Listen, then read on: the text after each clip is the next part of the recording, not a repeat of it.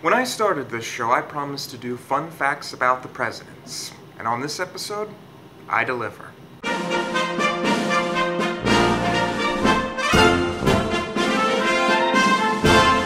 Greetings, citizens of the couch. 7 years ago, Seth Lewis promised an episode about fun facts about the presidents. And many months after forgetting about it, he suddenly remembered and decided to go ahead and do an episode. So, what better time than the 45th president being sworn in for us to do this episode? So yeah, that's what's going on in this episode. I'm just going to be talking about some of the kooky things that go on at the White House, because actually there is a lot of crazy things that happen there, much more than I would expect. And this episode's going to be covering a few of them, so let's get rocking at the White House. I don't know what it is about a president dying in office, but it always seems to happen in an interesting way.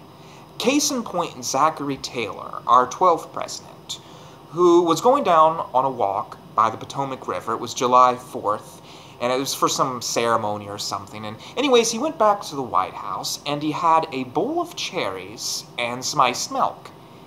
And 4 days later, he was dead. So, for a long time, people thought, well, these are old people. They don't know what they're talking about. And they thought that maybe he was assassinated, maybe it was like arsenic poisoning or something. But later, the Kentucky Medical Center took a look at his body, they exhumed it, and they found out that, yes, he died from a bowl of cherries and ice milk.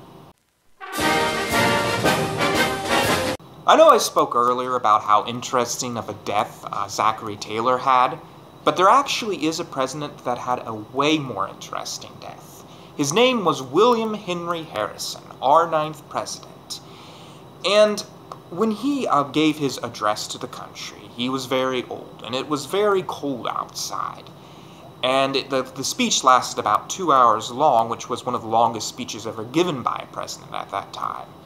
So he ended up contracting pneumonia, and after about a month, he died. So all those... this is a president I've always felt a little bit sorry for. I can just imagine him. He has all these great plans as president. You know, he's like, oh man, I'm going to really change things. I'm going to give people like telephones and computers. And then after about a month in office, he ends up dying. Okay, so this is one that a lot of you probably have already heard about, but I'm going to go ahead and bring it up anyways. It's about the historic meeting between Richard Nixon and Elvis Presley. So, as the story goes, Elvis Presley comes up to the White House, and he's dressed in this purple jumpsuit, this cape, these gold chains, and he starts knocking at the door asking for Richard Nixon. And so Richard Nixon lets him in, and the two have a little meeting. And Elvis Presley was apparently a really big Nixon fan. I mean, this guy was just obsessed with Nixon. And he starts talking to him about, like, how he's afraid about kids these days because, you know, how they like drugs and alcohols and these hippies with their long hair. Of course, the Beatles. He really didn't like the Beatles. And Nixon listens to it all, and he nods his head. And finally, he gives Elvis Presley the drugs and narcotic badge and makes him a secret agent for the president to stop all these kids getting into their wild shenanigans.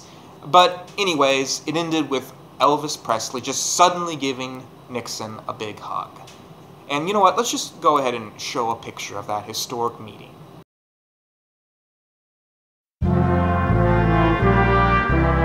Okay, so what I'm about to talk about next is one of the most controversial moments of any president.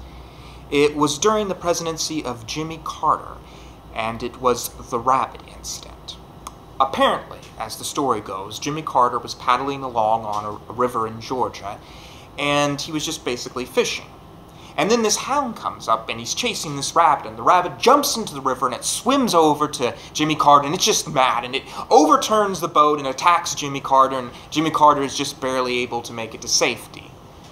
At least that's the story that Jimmy Carter's enemies told. Jimmy Carter has a different story.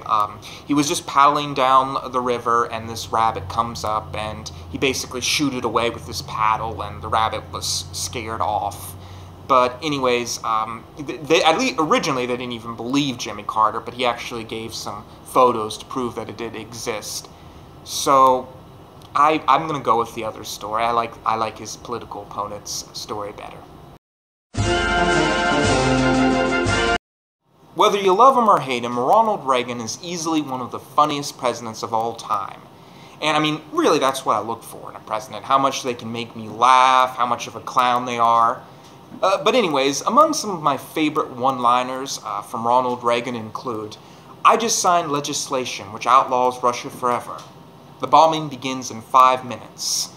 Hard work never killed anyone, but the way I figure it, why take a chance?" And I think one of the most remarkable times where Ronald Reagan showed his sense of humor was during his assassination attempt, where he pulled off quite a few good one-liners. Among the most famous include, "Nancy, I forgot to duck.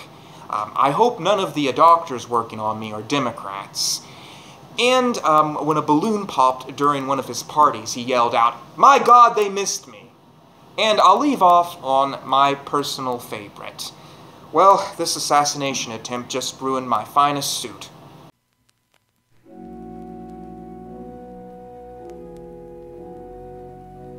I guess this will be the last time, for a little while, that I'll be sitting at this couch. I might come back in the summertime, but thought I might as well say goodbye. So, couch, you've done a great job serving me these past couple of months, but now it's time for me to head on back to a new couch.